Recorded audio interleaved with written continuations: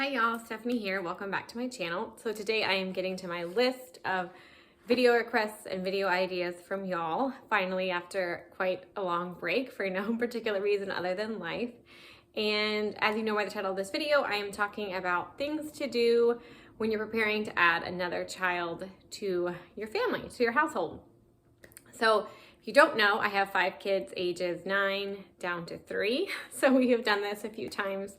We were also foster parents for about 8 years, so we have had, hi Toby Cat, a fluctuation of children in our home, and this was fun. Like, I made a list of things that I have done and things that I think are helpful to do when you are pregnant or you are getting your foster care license or getting licensed to adopt. So basically you know that someone else is going to be joining your house. I hope this video is encouraging. I hope this is not like a daunting list of ideas or discouraging. This video obviously is not telling you to have more children or not to have more children. These are just things that I think are helpful when your family is expanding. And they're in no particular order, and I did write them down, of course, because I don't remember anything. My number one tip is, you probably can all say it with me, is to simplify. I think this is obvious. I think this is probably a tip that you would get from any video like this. If you have 2 kids and you're looking to add a third, or 1, you're looking to add 2, you don't get more hours in the day just because you add another person to your household. You don't get a bigger house just because you bring a new baby home.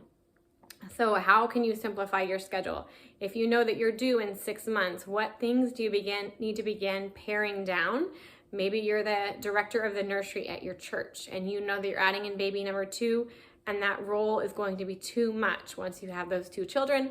So can you in the next 6-8 months begin to hand that role over, be training somebody else to give that up, or just be giving a heads up to your pastor or whomever that, hey, that's not something I'm going to be able to continue doing once the baby has arrived, and then they can make plans elsewhere. So looking at your schedule, looking at what you're going to need to draw back on to make time for that new little one in your life.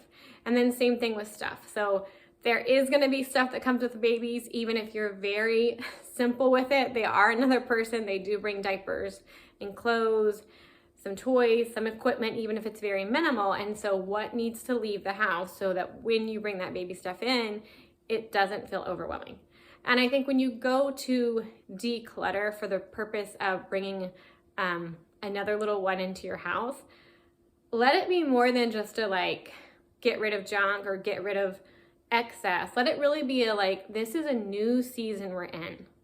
Our life is never going to go back to the way it was prior to this new baby.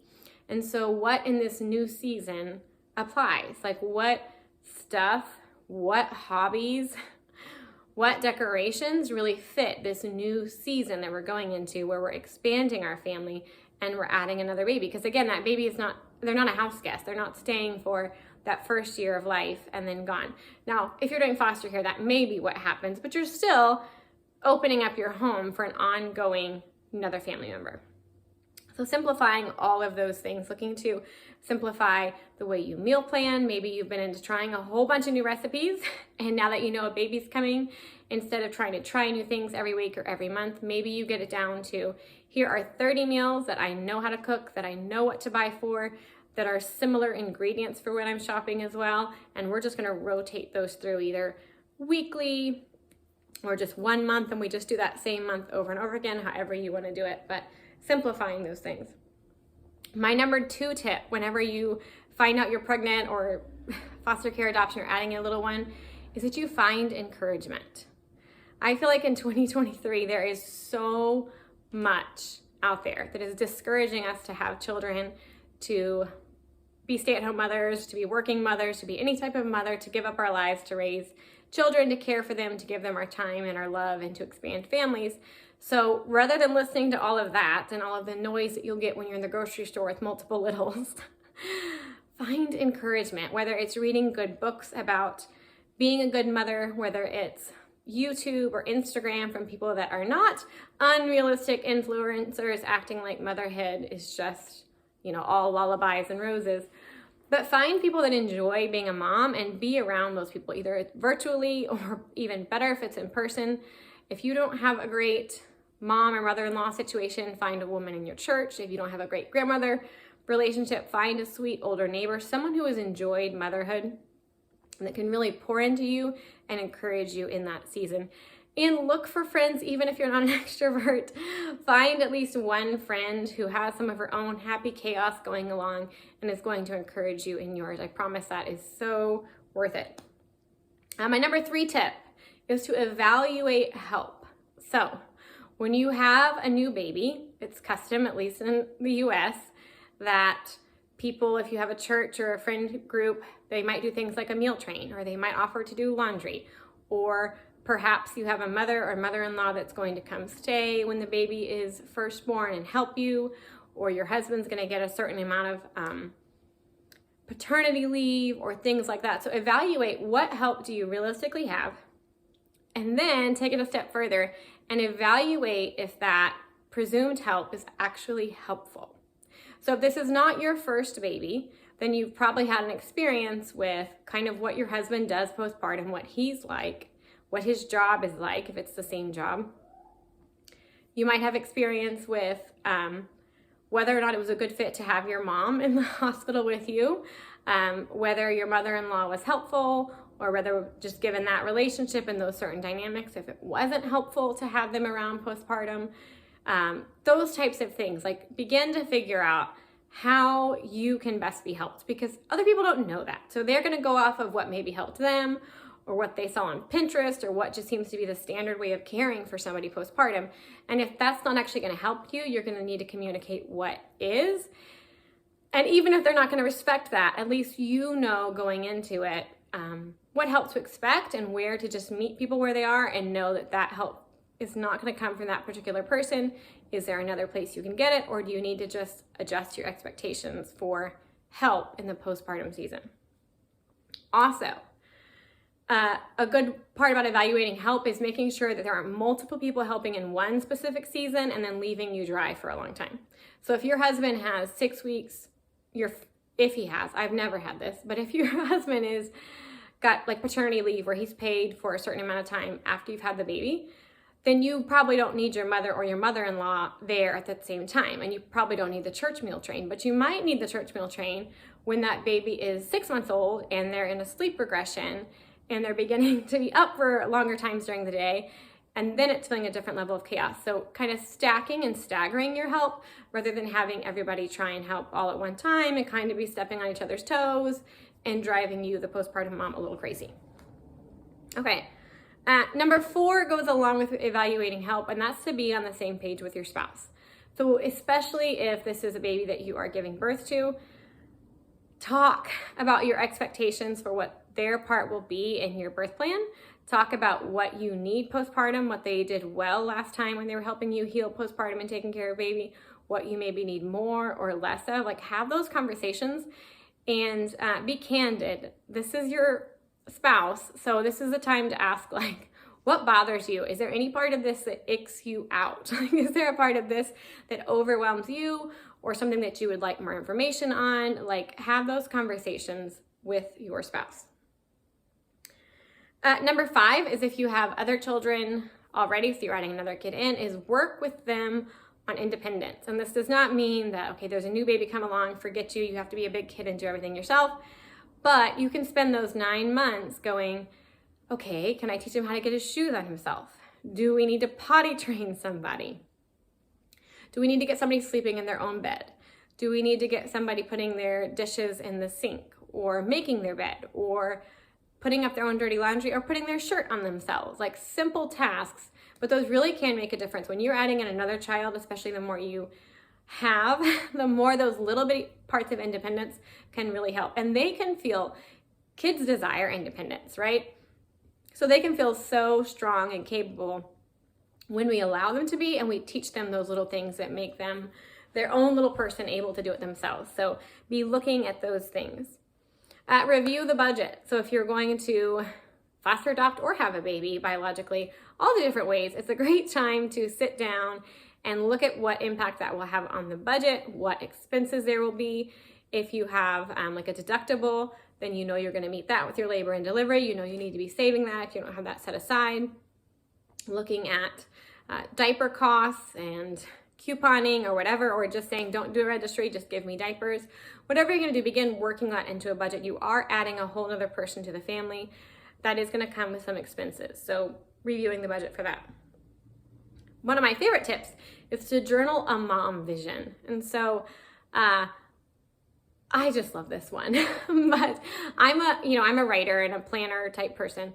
But think about the memories you want your kids to have with you. Like when your kids are 30, what do you want them to say? I remember mom, ...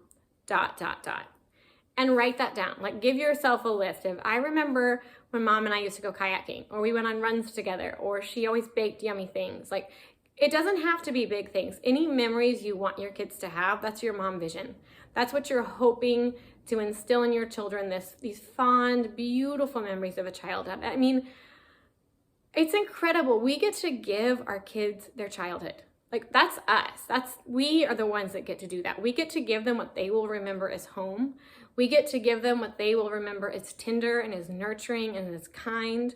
So if you want your kids to remember that mom smiled at them when they woke up in the morning, write that down.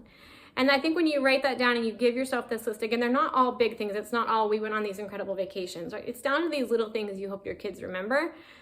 It just gives you such a passion and a purpose in what you're doing every day, because you know what you want this to look like for them, and then you make it happen as best you can. All right, the next one is to write letters to the other siblings. I think this can be therapeutic for mom because I know a lot of moms, as our baby isn't going to be the baby anymore, we're feeling guilty about getting stretched even thinner.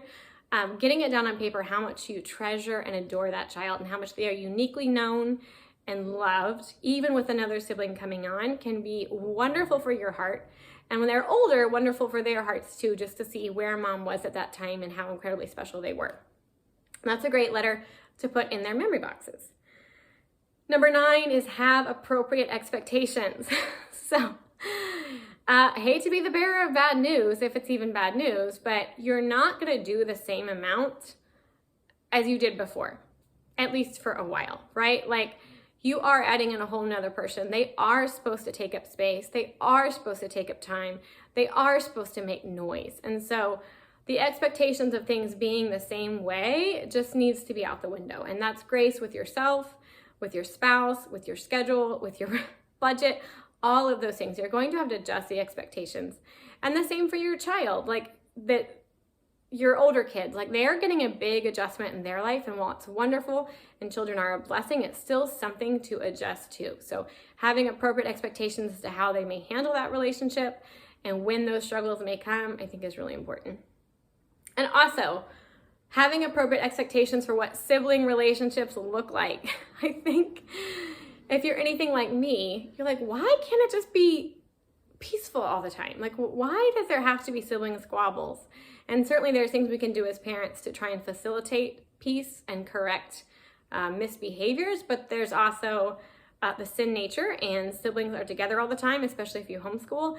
And that's where children are getting to try out how relationships work and fine tune those skills on getting along with people, on forgiving, on being forgiven, all those wonderful things. And so have appropriate expectations to what sibling relationships are going to look like. Okay, my last one is put your work clothes on. And I don't literally mean like go put work clothes on. You can wear whatever you want to wear. But what I mean is when you're adding another child to your family, adjust what you think of yourself. It is not your season when you're adding another baby to probably go on big vacations or get a full night of sleep, or have this 2-hour quiet nap time where you drink your coffee and watch YouTube, or whatever it is. Like, it is time to work. It is time to do the 18 years plus per child of gut-wrenching sometimes, gray-hairing work of motherhood. And kind of like I was talking about before, how I think it's, such an amazing calling to get to give our kids childhood and get to be the mom in somebody's life for all time, right? Like, your mom is your mom forever. Like, to get to be that, it takes a lot of work. And so preparing ourselves. This is my season to work, and I may have friends that don't have children yet and their lives look completely different than mine. But that's not my season, right? I'm not trying to copy that or have that and have this. This is where I'm at, and this is what I'm going to do. And it matters to me that I do it really, really well. So I'm gonna put the work clothes on and I'm gonna get the work done, and it's gonna be great. So those are my tips for you. If you have any tips for adding another little one to your family in the comments down below, please let me know, and I will talk to you on my next video.